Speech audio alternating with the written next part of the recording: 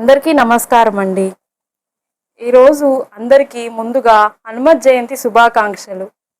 హనుమత్ జయంతి సందర్భంగా ముందుగా నేను 2 హనుమంతుల వారి మీద దివ్యనామ సంకీర్తనలు ఆలపించదలుచుకున్నాను. అందులో మొట్టమొదటిది పెరిగినాడు చూడరో పెద్ద హనుమంతుడు. పెరిగినాడు చూడరో పెద్ద హనుమంతుడు, పరగిన నా విద్యల బలవంతుడు. పెరిగినాడు చూడరో పెద్ద హనుమంతుడు, పరగిన నా విద్యల బలవంతుడు. పెరిగినాడు చూడరో పెద్ద హనుమంతుడు.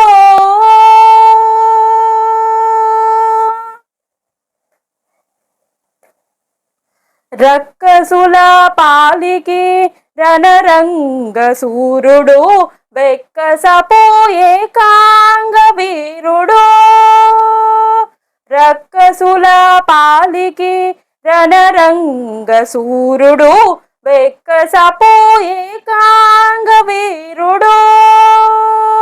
దిక్కులకు సంజీవి తెచ్చిన ధీరుడు, దిక్కులకు సంజీవి తెచ్చిన ధీరుడు.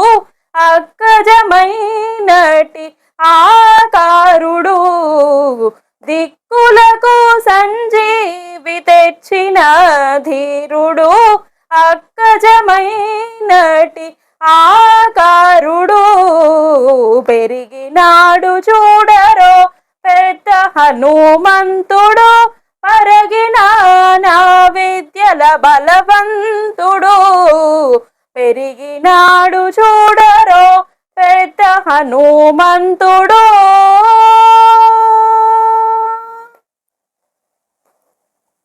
లలిమీరినయటి లావుల భీముడు, బలు కపికుల సార్వభౌముడు.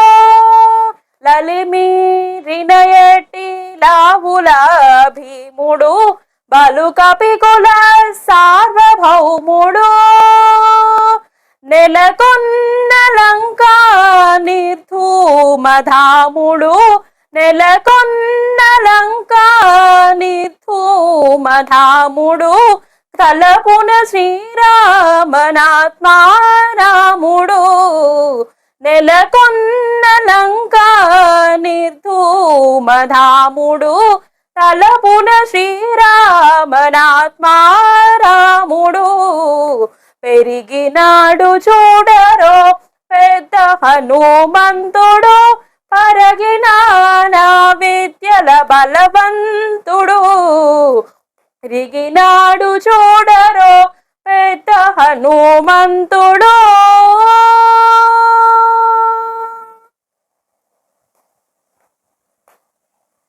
దేవకార్యముల దిక్కువరేణ్యుడు, భావింపగల తపఫల పుణ్యుడు.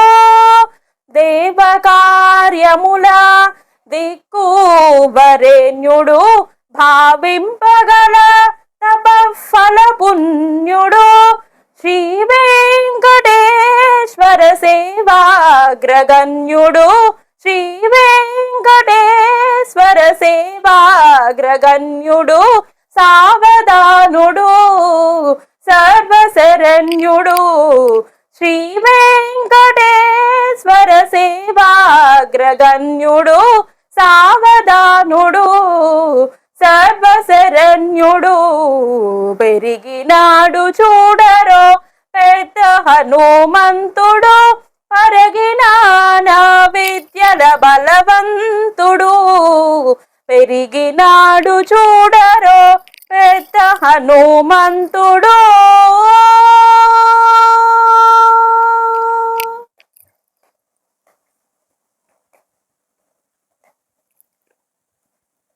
ఇప్పుడు జయ హనుమాన్ జయ హనుమాన్ అని 2వ దివ్యనామ సంకీర్తనని ఆలపిస్తున్నాను.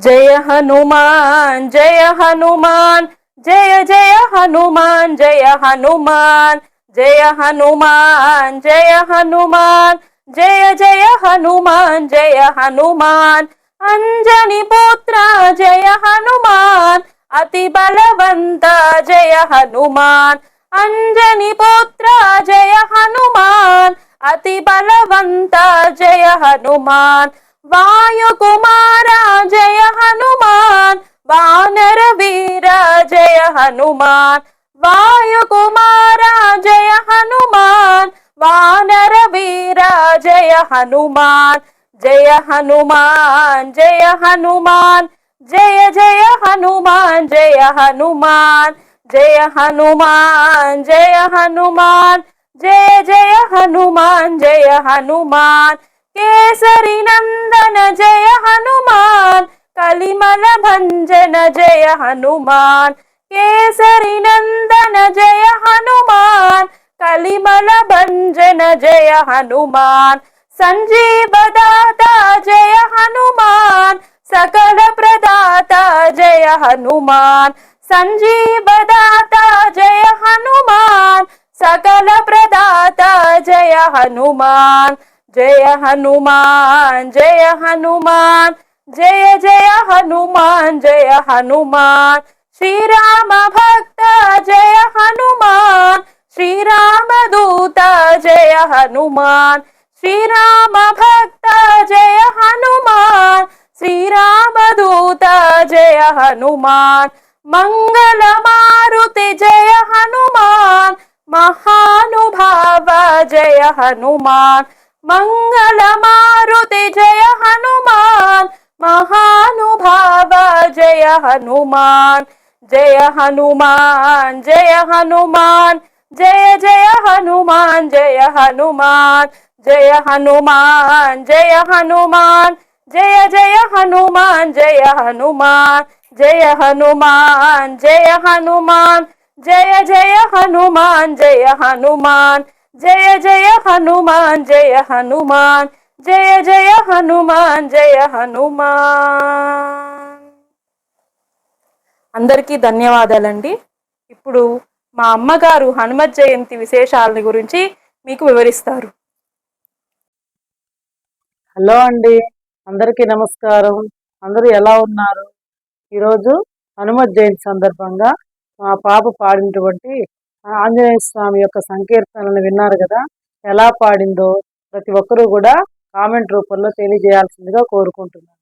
మీకు అందరికీ కూడా హనుమత్ జయంతి శుభాకాంక్షలు.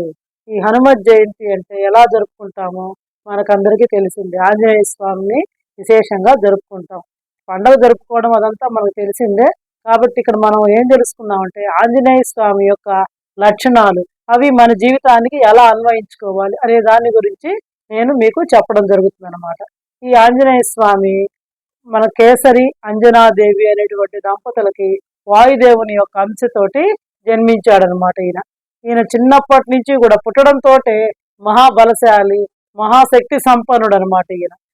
అంతేకాకుండా ఈయన పుట్టిన తర్వాత వెంటనే అమిత శక్తి సంపన్నంగా పుట్టాడు. కాబట్టి సూర్యుని చూసి ఈయన అదొక ఎర్రటి పండు అనుకొని సూర్యమండలం దగ్గరికి పోయాట.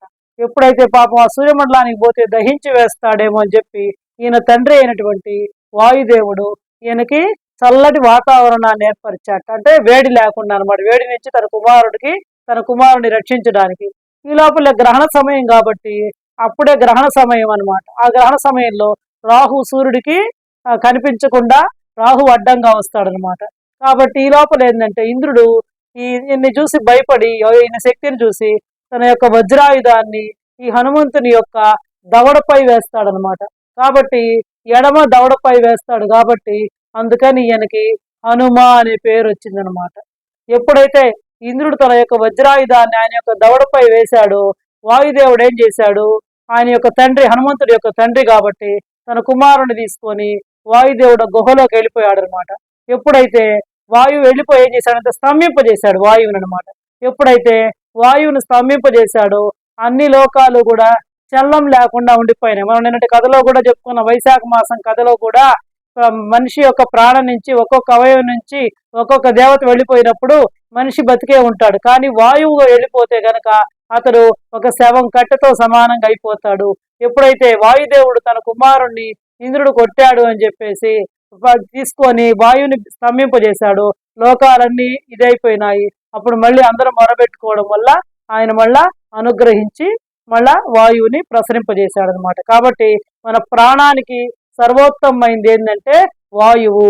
ఈ వాయువు ఎవరిని అనుసరించి వస్తుంటాడంటే ఆ పరమాత్మ అయినటువంటి విష్ణుమూర్తిని అనుసరించి వస్తుంటాడు అనమాట. కాబట్టి ఇంతటి గొప్ప బలవంతుడు ఆంజనేయ స్వామి. తర్వాత ఈయన చిన్నప్పుడు తన తల్లి అయినటువంటి అంజనాదేవితోటి ఈ ఋషి ఆశ్రమాల దగ్గర పెరిగాడనమాట. ఈ ఋషి ఆశ్రమాల్లో ఏముంటాయి, ఎక్కువగా హోమం చేసుకునే యజ్ఞాలు ఇవే కదా, మామూలుగా సురుకులు ఇవన్నీ ఉంటాయి. వీటన్నిటిని కూడా ధ్వంసం చేస్తూ ఉండేవాడు, అమిత చిలిపిగా ఉండేవాడు అనమాట. అప్పుడు మహర్షులు ఈయన ఏమని శపించారంటే, నీకు నీ యొక్క బలాన్ని గురించి, నీ యొక్క శక్తిని గురించి నీకు తెలియదు, నువ్వు మర్చిపోవుగాక అని చెప్పి శపించాడు అనమాట. కాబట్టి ఈయనకి మరలా చూడండి, సముద్ర లంఘనం చేసేటప్పుడు జాంబవంతుడు ఈయన యొక్క శక్తిని గుర్తు చేస్తే తప్ప అప్పటిదాకా హనుమంతుడికి తన యొక్క శక్తి ఇంత అనేది గుర్తు ఉండదన్నమాట, మర్చిపోతాడు. అది ఎవరి ఋషుల యొక్క మతంగముని యొక్క శాపం అనమాట. చిన్నప్పుడు తల్లితో పాటు ఈ ఋష్యాశ్రమాల్లో పెరగడం వల్ల ఈయన చేసేటువంటి చిలిపి పనులకి వాళ్ళు పాప ఇది చేసి అప్పుడు ఋషులు శపిస్తారనమాట. అవన్నీ ఎక్కడ పెట్టారు, పారబోయడం, ఆశ్రమాలు ధ్వంసం చేయడం అలా చేస్తుంటే అప్పుడు వాళ్ళు శపిస్తారనమాట. అది అనమాట ఇక్కడ. ఆ తర్వాత ఈ హనుమంతుడి గురించి విశేషంగా ఎక్కడ చెప్పబడుతుందంటే, సుందరకాండ అనేది రామాయణంలో మహావృక్షం లాంటిది అనమాట సుందరకాండ అనేటువంటిది.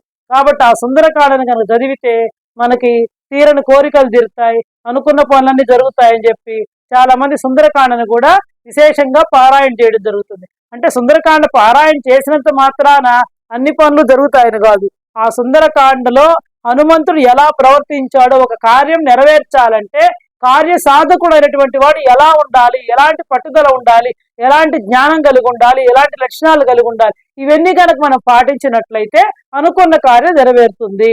అందుకే సుందరకాండం చదివితే మనం ఏదైనా అనుకుంటే మన కష్టాలన్నీ కూడా తీరిపోతాయి, మన కోరికలు నెరవేరుతాయని చెప్పి మన పెద్దవాళ్ళు చెప్పడం జరుగుతుంది. అసలు ఈ సుందరకాండ అంతా కూడా సుందరం. ఆ సుందరకాండలో ఉండే శ్రీరాముడు సుందరం, సీత సుందరం, ఆ వనం సుందరం, ఈ హనుమంతుడు సుందరం. కాబట్టి సుందరకాండ అంతా కూడా సుందరమయంగా అభివర్ణించడం జరిగిందనమాట. సుందరే సుందరో రామ, సుందరే సుందరీ కదా, సుందరే సుందరీ సీత, సుందరే సుందరం వనం, సుందరే సుందరం కావ్యం, సుందరే సుందర కపి, సుందరే సుందరం మంత్ర, సుందరే కిం న సుందరం. సుందరకాండలో రాముడు సుందరమైనటువంటి వాడు. ఆ కథ, సుందరకాండ కథ కూడా సుందరమైంది. ఆ సుందరకాండంలో ఉండేటువంటి సుందరి సీత సుందరమైంది. ఇంకా అక్కడ ఉండేటువంటి వనం కూడా సుందరమైంది. ఈ సుందరకాండ కావ్యం కూడా, ఈ రామాయణ కావ్యం కూడా అంతకంటే సుందరమైంది. కాబట్టి హనుమంతుడు సుందరమైనటువంటి వాడు. కాబట్టి సుందరకాండ అంతా కూడా సుందరమైనటువంటిది. కాబట్టి ఈ సుందరకాండను పారాయణ చేస్తే మనకు కూడా అన్ని, మన జీవితం కూడా సుందరంగా ఉంటుంది. సుందరకాండ తర్వాతనే కదా హనుమంతుడు సీతాదేవిని చూడటము, శ్రీరాముడికి చెప్పడము, ఆయన ఇచ్చినటువంటి ఉంగరం ఆమెకి ఇవ్వడము, ఆమె దగ్గర నుంచి శ్రీరత్నాన్ని తీసుకొని చెప్పి రాముడికి ఇవ్వడం అంతా జరిగింది అదే కదా. కాబట్టి ఈ సుందరకాండ పారాయణ కనుక చేసినట్లయితే మనకు కూడా అనుకున్న పనులన్నీ జరుగుతాయి. అంటే సుందరకాండ తర్వాత వాళ్ళ యొక్క కష్టాలకు కొంచెం ఉపశమనం కలిగింది. సీత జాడ రాముడు తెలుసుకున్నాడు, రాముడి జాడ సీత తెలుసుకుంది. కాబట్టి ఆమె యొక్క భావోద్వేగము, ఆమె యొక్క దుఃఖం కొంత ఉపశమనం కలిగింది. కాబట్టి సుందరకాండ చదివితే మన దుఃఖాలు కూడా ఉపశమింపబడతాయి అని చెప్పి చెప్పడం జరుగుతుంది అనమాట. ఇంకా ఈ ఆంజనేయ స్వామి సీతాదేవిని వెతుకుతూ వెళ్ళాడు కదా. ఫస్ట్ ఆయనకి సముద్ర లంఘనం చేయాలంటే అందరూ వెళ్ళారు. దక్షిణ దిక్కుకి వీళ్ళందరినీ పంపించారు, జాంబవంతుడు, అంగదుడు వీళ్ళందరినీ పంపించాడు. అంగదుడు ఏం చెప్పాడంటే 100 యోజనాల విస్తీర్ణం గల సముద్రాన్ని దాటాలి, నేను 90 వెళ్తాను కానీ మళ్ళీ తిరిగి రాలేనని చెప్తాడు. అప్పుడు జాంబవంతుడు కూడా చిరంజీవి అనమాట.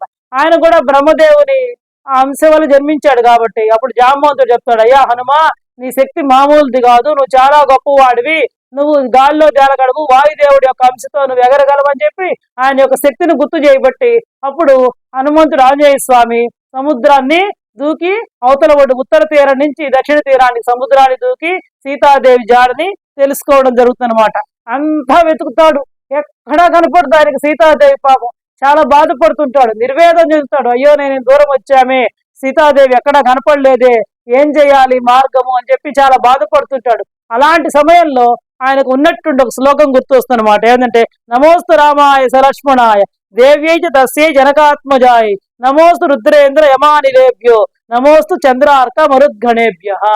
అంటే ఆయన నిర్వేదంలో ఉన్నప్పుడు ఆయనకి ఎవరు గుర్తొచ్చారంటే ఆ శ్రీరామచంద్రుడు గుర్తొచ్చాడు. అందుకే ఆయన ఏం చెప్తాడు, నమోస్తు రామాయ స లక్ష్మణాయ, లక్ష్మణ్తో కూడినటువంటి ఓ రాముడా, దేవ్యైచ సస్యై జనకాత్మజాయి, నమోస్తు రుద్రేంద్ర యమానిలేభ్యో, నమోస్తు చంద్రార్క మరుద్గణేభ్య.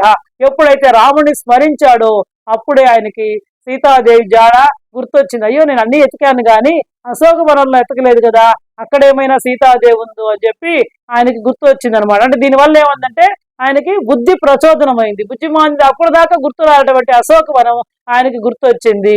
కాబట్టి ఇంకా ఆ తర్వాత జయత్యతి ఈ సుందరకాండలో విశేషంగా సుందరకాండ పారాయణ చేస్తే చాలా మంచిదని చెప్పుకున్నాం. ఒకవేళ సుందరకాండ పారాయణ చేయాలంటే అందరికీ రోజు కుదరకపోవచ్చు, కుదిరిన వాళ్ళు ఖచ్చితంగా చేయొచ్చు. ఇప్పుడు మనం విష్ణు సహస్రనామం చదివితే మంచిదని చెప్పుకుంటున్నాం. విష్ణు సహస్రనామం చదవలేనటువంటి వాళ్ళు శ్రీరామ రామ రామేతి రమే రామే మనోరమే సహస్రనామ తత్తుల్యం రామనామ వరాననే ఈ శ్లోకం చదివినా కూడా విష్ణు సహస్రనామ పారాయణ తోటి సమానం అని చెప్పడం జరిగింది. అలాని మనకి టైం ఉన్నా ఖాళీ ఉన్నా ఇదొక్కటి చదివి విష్ణు సహస్రనామ పారాయణ ఫలితం లభిస్తుంది కదా అని చేయకూడదు అనమాట. ఎప్పుడైనా సరే మన కుదరని పరిస్థితుల్లో, వీలుగాని పరిస్థితుల్లో మనం ఎక్కడికైనా వెళ్ళినప్పుడు అలాంటి పరిస్థితుల్లో మాత్రమే. అదేవిధంగా కొందరు సుందరకాండ చదవగలిగిన వాళ్ళు ఉంటారు, చదవలేని వాళ్ళు ఉంటారు.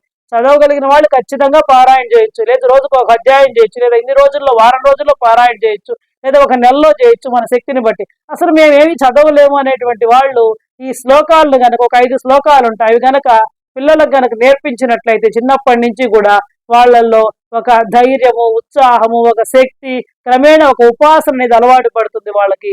కాబట్టి 5 శ్లోకాల్లో సుందరకాండ అంతా కూడా నిక్షిప్తమైంది. 5 శ్లోకాలని కనుక పఠించినట్లయితే సుందరకాండ పారాయణ చేసినటువంటి ఫలితం లభిస్తుంది అనమాట. అవేంటంటే ఇప్పుడు చెప్పుకున్నాం కదా మనం, నమోస్తు రామాయ స లక్ష్మణాయ దేవ్యై చ తస్యై జనకాత్మజాయ, నమోస్తు రుద్రేంద్ర యమానిలేభ్యో, నమోస్తు చంద్రార్క మరుద్గణేభ్య. ఇంకొక శ్లోకం ఏంటంటే జయత్యతి బలో రామో లక్ష్మణశ్చ మహాబల, రాజా జైతి సుగ్రీవో రాఘవేణాభి పాలిత, దాసోహం కౌసలేంద్రస్య రామస్య క్లిష్టకర్మణ, హనుమాన్ శత్రు సైన్యానాం నిహంత మారుతాత్మజ, నరావణ సహస్రమే యుద్ధే ప్రతిబలం భవేత్, శిలావిస్తు ప్రహరత పాదపైచ్చ సహస్రశః, అర్ధయిత్వా పురీం లంకాం అభివాద్య చ మైథిలీం, సమృద్ధార్థో గమిష్యామి విశతాం సర్వరక్షసాం. ఈ 5 శ్లోకాల్ని కూడా ప్రతిరోజు గనక ఎవరైనా పారాయణ చేసినట్లయితే వాళ్ళకి సుందరకాండ పారాయణ చేసినటువంటి ఫలితం లభిస్తుంది. ఒకవేళ సుందరకాండ పారాయణ చేస్తే చేయొచ్చు, చేయలేటువంటి వాళ్ళు పిల్లలకి లేదా రేపు హనుమత్ జయంతి రోజున ఈ 5 శ్లోకాలని ప్రతి ఒక్కళ్ళు వాళ్ళ కుదిరిన సార్లు ఒక 11 సార్లు అలా కనుక పారాయణ చేస్తే సుందరకాండ పారాయణ చేసినటువంటి ఫలితం లభిస్తుంది. అంటే ఎప్పుడైతే చూడండి ఆ నిర్వేదంలో ఉన్నప్పుడు ఆయనకి ఆ రాముడు గుర్తొచ్చాడు. ఎప్పుడైతే ఆ నమోస్తు రామాయ స లక్ష్మణాయ అన్నాడో లేదో అప్పుడు ఆయనకి నేను అశోకవనాన్ని గురించి ఎతకలేదు అని చెప్పి గుర్తొచ్చింది అనమాట. అప్పుడు అశోకవనం దగ్గరికి వెళ్ళాడు. వెళ్ళినప్పుడు అక్కడికి రావణుడు రావడం, ఆమె నానా మాట్లాడడము, అవన్నీ వినడం, ఆ తర్వాత ఆయన కిందకు దిగడం, తన గురించి చెప్పుకోవడం. అప్పుడు చెప్తున్నాడు జయత్యతి బలో రామో లక్ష్మణశ్చ మహాబల, రాజా జైతి సుగ్రీవో రాఘవేణాభి పాలిత అని చెప్పి, దాసోహం కౌసలేంద్రస్య రామస్య క్లిష్టకర్మణ, హనుమాన్ శత్రు సైన్యానాం నిహంత మారుతాత్మజ, నరావణ సహస్రమే యుద్ధే ప్రతిబలం భవేత్, శిలావిస్తు ప్రహరత పాదపైచ్చ సహస్రశః, అర్ధయిత్వా పురీం లంకాం అభివాద్య చ మైథిలీం, సమృద్ధార్థో గమిష్యామి విశతాం సర్వరక్షసాం. అమ్మా, నీ భర్త అయినటువంటి రాముడు, లక్ష్మణుడు, రాజు అయినటువంటి సుగ్రీవుడి దగ్గర ఉన్నాడమ్మా. వాళ్ళందరూ కూడా రాముడి యొక్క రక్షణలో ఉన్నాడు. కాబట్టి రాముడు నేను త్వరలో వచ్చి నేను తీసుకెళ్తాడమ్మా, నువ్వేమి దిగులు పడొద్దు అని చెప్పి ఆమె యొక్క దుఃఖాన్ని ఉపశమింపజేస్తాడు. అందుకే సుందరకాండ కనుక పారాయణ చేస్తే మనకి ఎంతటి కష్టాలున్నా, ఎంతటి ఉద్విగ్న పరిస్థితులున్నా, ఎంతటి తీరని కోరికలున్నా కూడా తీరుతాయి. ఎందుకంటే హనుమంతుడు లాంటి కార్యదీక్షత, పట్టుదల, ఇవన్నీ కూడా మనం చేసేటువంటి ప్రతి పనిలో కనుక పాటించినట్లయితే చూడండి ఆయన ఎంత వినయ విధేయత, ఆయనకు అంత శక్తి ఉంది. అయినా కూడా ఎప్పుడైనా ఆయన రాముడు ముందర రామబంటుగానే ఉన్నాడు కానీ నాకు అన్నీ తెలుసు అని చెప్పి వెర్రవేగలేదు, అహంకారాన్ని ప్రదర్శించలేదు. కాబట్టి మనం హనుమంతుడిని చూసి ఏమేమి నేర్చుకోవాలంటే భక్తి. రాముడంటే ఎంత భక్తి, ఆయన ఎప్పుడు సీతారాముల పట్ల నిరంతర భక్తితో ఉంటాడు. హనుమంతుడు ఆయన్ని పూజించే దానికన్నా రామనామం జపిస్తే హనుమంతుడు చాలా సంతోషపడతాడు, తొందరగా కూడా అనుగ్రహిస్తాడు. కాబట్టి చూడండి హనుమంతుడు లాంటి భక్తి, హనుమంతుడు లాంటి బంటు, నమ్మిన బంటు, హనుమంతుడు లాంటి సేవ ఎవరు చేస్తారు? ఆయన నిస్వార్థంగా చేశాడు. ఏమన్నా ప్రతిఫలాన్ని ఆశించాడు ఆయన సేవ? రాముడికి ఎంత సేవ చేశాడు ఆయన. ఏమన్నా చూడండి, ఇప్పుడు సముద్రాన్ని దాటి యువతలకు వచ్చి సీతాదేవి జాడ కనుక్కొని రాముడికి చెప్పి తర్వాత యుద్ధం జరిగి వాళ్ళిద్దరిని కలిపి ఇంత చేశాడు. కానీ ఆయనకి ఏమన్నా పదవి కావాలని కోరుకున్నాడా? మనం చిన్న ఇది చేస్తే అది కావాలి ఇది కావాలని కోరుకుంటున్నాం. కాబట్టి మనం హనుమంతుడిని చూసి నిస్వార్థ సేవ, వినయ విధేయతలు, భక్తి, ఒక నమ్మకం కలిగిన వ్యక్తిగా ఉండాలంటే ఎలా ఉండాలి, ఇవన్నీ కూడా మనం హనుమంతుడి ద్వారా నేర్చుకోవాల్సినటువంటి విషయాలన్నమాట. ఇవన్నీ ఎప్పుడైతే మన జీవితంలో పాటిస్తామో అప్పుడే మనకి ప్రతి కార్యంలో కూడా విజయం కలుగుతుంది. కాబట్టి అందుకే సుందరకాండ చదివితే విజయం లభిస్తుంది అంటారు. అంతేగాని నేను ఏం చేయను, నేను సైలెంట్ కూర్చుంటాను, నేను సుందరకాండ పారాయణ చేస్తా లేదా చేయిస్తాను, నాకు విజయం కలగాలంటే కలగదు, ఎప్పటికీ కూడా కలగదు అనమాట. ఏదైనా సరే, ఏ స్తోత్రమైనా ఏ మంత్రమైనా అంటే మనం కష్టపడుతూ ప్రతి పనిలో కూడా మనం కష్టపడుతూ భగవంతుడి యొక్క అనుగ్రహాన్ని పొందితే అప్పుడు అది కూడా ప్రతిఫలిస్తుంది అనమాట. అది ఇంకా గనక మనం పిల్లలకి ఈ యొక్క హనుమంతుడిని గురించి లేదా రామాయణాన్ని గురించి చెప్పొచ్చు అనమాట. చూడండి, లంకా విజయం గురించి కనుక చెప్తే ఈ పిల్లలకి ఎలా అంటే ఈ భూత ప్రేతాలు ఇలాంటి కొంత పిల్లలు భయంతో ఉడికిపోతుంటారు అనమాట. అలాంటి వాళ్ళకి ఆ కథను గురించి కనుక మనం చెప్తే, లంకా విజయం గురించి కనుక చెప్పామంటే వాళ్ళకి ధైర్యం పెరుగుతుంది అనమాట. భయం తగ్గుతుంది, ధైర్యం పెరుగుతుంది. ఇంకా హనుమాన్ నిర్వేదం మనం చెప్పాం కదా, ఫస్ట్ అంతా చూశాడు, ఎక్కడ సీతాదేవి కనపడకపోయేటప్పటికి ఆయన చాలా నిర్వేదాన్ని వైరాగ్యాన్ని పొందాడు. అది గనక వినిపిస్తే చూడండి, తర్వాత మళ్ళీ ఆయన ఎట్లా ధైర్యం తెచ్చుకున్నాడు, గుర్తొచ్చింది నమోస్తు రామాయ అని తలుచుకున్నాడు. కాబట్టి ఎప్పుడైతే ఆ భగవంతుడిని స్మరించాడు అంటే అది పని చేస్తూ ఉన్నాడు, గుర్తురాల మళ్ళీ భగవంతుడిని స్మరించంగానే గుర్తొచ్చింది. కాబట్టి మనం కూడా అది గనక చదివితే మన పిల్లల్లో ఉండేటువంటి బుద్ధిమాంద్యాన్ని పోగొట్టవచ్చు అనమాట, బుద్ధిమాంద్యాన్ని తగ్గించవచ్చు.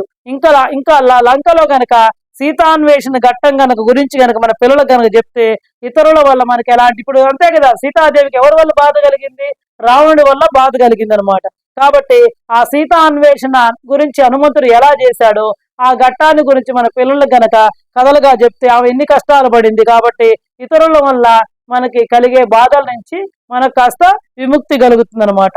ఇంకా ఆ తర్వాత ఇంకా చాలా బాధపడుతుంటుంది అనమాట సీతాదేవి, అసలు వస్తారా రారా. అప్పుడు త్రిజట అని చెప్పి ఆమె తన యొక్క అమ్మ తెల్లవారుజామున కల వచ్చింది, రాముడు దగ్గరలోనే ఉన్నాడు, వచ్చి రావణుడి మీద యుద్ధం చేశాడు, ఈ రావణ సైన్యానంతా శత్రు సంహారం చేసి నేను తీసుకొని పోతున్నాడమ్మా, నీకు మంచి రోజులు వచ్చాయని కళ చెప్తుంది. కాబట్టి ఆ త్రిజట స్వప్న వృత్తాంతాన్ని గనక మన పిల్లలకు కానీ కథలుగా చెప్తే, ఎందుకంటే ఇదంతా ఇంత శ్లోకాలుగా చెప్పేవాళ్ళకి అర్థం కాకపోవచ్చు, చిన్న చిన్న కథలుగా కనుక చెప్తే ఒక్కొక్క భాగాన్ని తీసుకొని ఒక్కొక్క కథలుగా కనుక చెప్తే వాళ్ళకు కూడా ధైర్యం అనేది పెరుగుతుంది. ఆ త్రిజటా స్వప్న వృత్తాంతం కనుక చెప్తే వాళ్ళకు కూడా కళలు రావడం, కొంతమంది పిల్లలు నిద్రలో చక్కని ఉలిక్కి పడిలేస్తుంటారు, అలాంటివన్నీ కూడా తగ్గిపోతాయి అనమాట. ఇంకా ఆ తర్వాత రావణుడు వచ్చి పాపం సీతాదేవిని నానా మాటలు అంటాడనమాట. ఆ బాధలంతా కూడా భరిస్తుంది. ఆ తర్వాత రావణుడు వెళ్ళిపోయిన తర్వాత హనుమంతుడు కిందకు దూకి అప్పుడు చెప్తాడమ్మా, నేను సుగ్రీవుడి యొక్క రాజ్యంలో ఉన్నాను, ఆయన యొక్క మంత్రిని, రాముడి బంటును, రాముడు ఇక్కడ ఈ విధంగా ఉన్నాడమ్మా అని చెప్పి సుగ్రీవుని యొక్క రక్షణలో ఉన్నాడు, ఆ వాలిని చంపాడమ్మా అని చెప్తాడనమాట. అప్పుడు ఈ సీతా హనుమంతుల మధ్య జరిగినటువంటి సంభాషణ గనక వింటే ఎవరైనా సరే దూరమైనటువంటి వాళ్ళు తిరిగి కలుస్తారు. అంతే కదా, సీతారాములు ఇద్దరు దూరంగా ఉన్నారు, వాళ్ళిద్దరిని కలిపింది ఎవరంటే హనుమ. కాబట్టి ఈ హనుమంతుడికి సీతకి మధ్య జరిగినటువంటి సంభాషణని కనుక మనం విన్నట్లయితే అంటే మనకు తెలుస్తుంది అనమాట ఆ విషయాలు, ఓహో ఇలా దుఃఖాన్ని ఉపశమనం చేయొచ్చు వేరే వాళ్ళకి అని చెప్పి. కాబట్టి మనం హనుమంతుడి నుంచి మనం నేర్చుకోవాల్సిన విషయాలు చూడండి, భక్తి, సేవా తత్పరత, ఎదుటి వాళ్ళ దుఃఖాన్ని ఉపశమింపజేయడం. చూడండి, సీతాదేవి యొక్క దుఃఖాన్ని ఆయన ఎలా ఉపశమింపజేశాడు. మనం వాళ్ళ దుఃఖాన్ని ఉపశమింపకపోతే పర్వాలేదు, కానీ వాళ్ళని బాధ పెట్టకుండా ఉంటే చాలన్నమాట. అంటే మనం ఎలా మాట్లాడాలి అనేది మనం హనుమంతుడి దగ్గర నేర్చుకోవాలి, ఎలా భక్తిపూర్వకంగా ఉండాలి, ఎలా బంటుగా ఉండాలి, ఎలా సేవ చేయాలి, ఎలా కార్యదీక్షత ఎలా కలిగి ఉండాలి, నిస్వార్థ సేవ ఎలా చేయాలి, ఒక పట్టుదల ఉండాలి. ఆయన దారిలో ఎన్ని అనుభవించాడమ్మా, ఎన్ని ప్రతిఘటనలు ఎదుర్కొన్నాడు, ఆ సముద్రోల్లంఘన చేసి ఆ లంకాపట్నం మొత్తం ఇచ్చేసి ఇవన్నీ చాలా కష్టపడ్డాడు కదా. కాబట్టి ఇవన్నీ కూడా మనం హనుమంతుడి నుంచి నేర్చుకొని అవి మన జీవితంలో అన్వయించుకోవాలి.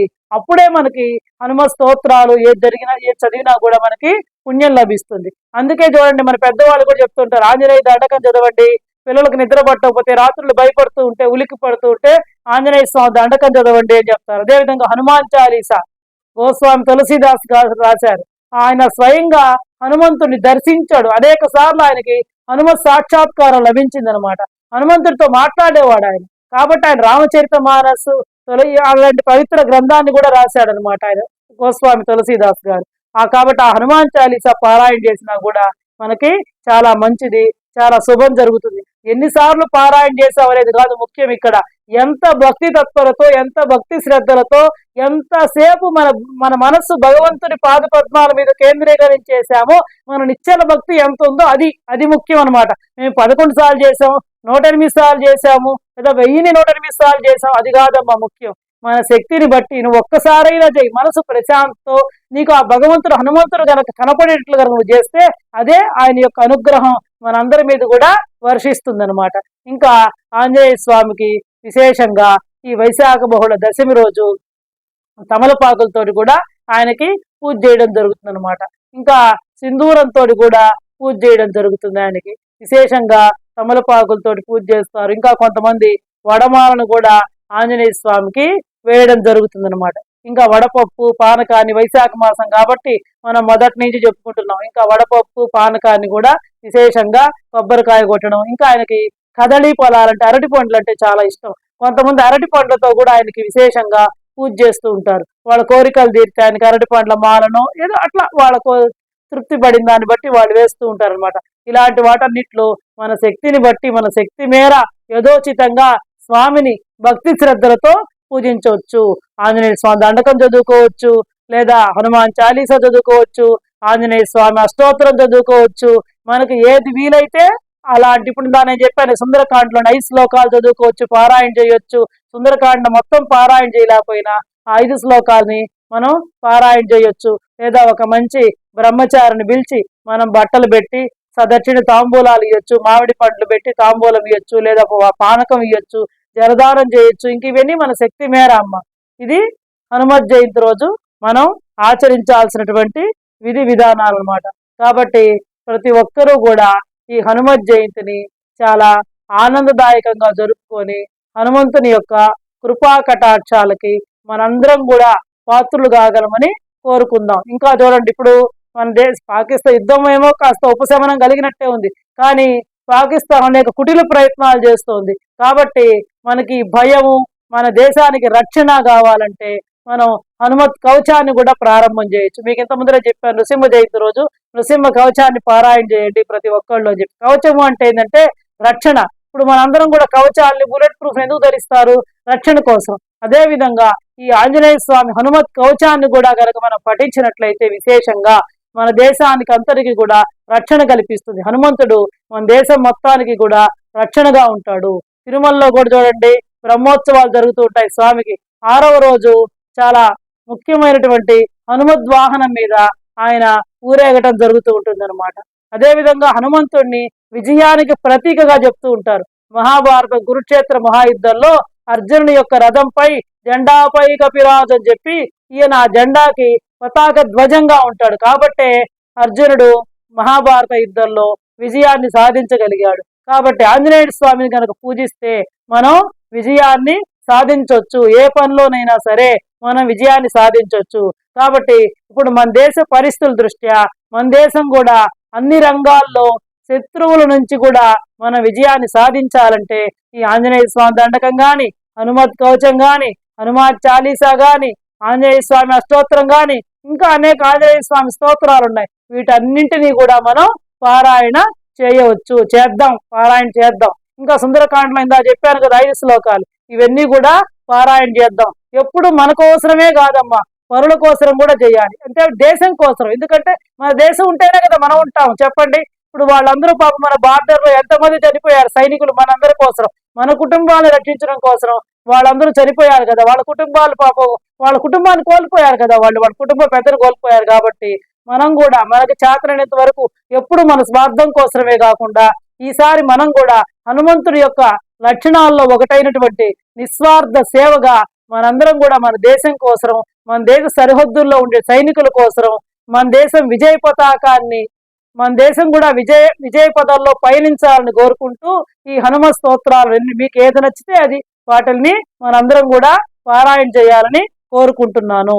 ఇంకా మా సుందరకాండలో ఒక చిన్న శ్లోకం ఉంది. దీన్ని గనక ప్రతి ఒక్కళ్ళు కూడా ఒక 108 సార్లు కనుక పారాయణ చేస్తే మీ పిల్లలకు వివాహం కాకపోయినా వివాహం జరుగుతుంది, లేదా ఉద్యోగం రాకపోయినా ఉద్యోగం వస్తుంది. ఏదైనా సరే తీరని కోరికలు ఉంటే తీరని కోరికలన్నీ కూడా తీరుతాయి. అదేంటంటే స్వమస్మిన్ కార్య నిర్యోగే ప్రమాణం హరిసత్తమ హనుమాన్ యత్నమాస్తాయ దుఃఖక్షయకరో భవ. స్వమస్మిన్ కార్య నిర్యోగే ప్రమాణం హరిసత్తమ హనుమాన్ యత్నమాస్తాయ దుఃఖక్షయకరో భవ. ఈ మంత్రాన్ని కనుక పఠించినట్లయితే మనకు ఉండేటువంటి సమస్త దుఃఖాలన్నింటినీ కూడా ఆ ఆంజనేయ స్వామి తీర్చివేస్తాడు. కాబట్టి ప్రతి ఒక్కళ్ళు కూడా హనుమత్ జయంతి రోజు మీకు వీలైనట్టు యథోచితంగా ఇందాక నేను చెప్పిన విధంగా మన దేశానికి కూడా మేలు జరిగేటట్లుగా స్తోత్రాల్ని పారాయణ చేయాలని కోరుకుంటూ ఇంతటితోటి సెలవు తీసుకుంటున్నాను. వైశాఖే మాసి కృష్ణాయాం దశమ్యాం మందవాసరే పూర్వాభాద్రా ప్రభూతాయ మంగళం శ్రీ హనుమతే, మంగళం శ్రీ హనుమతే.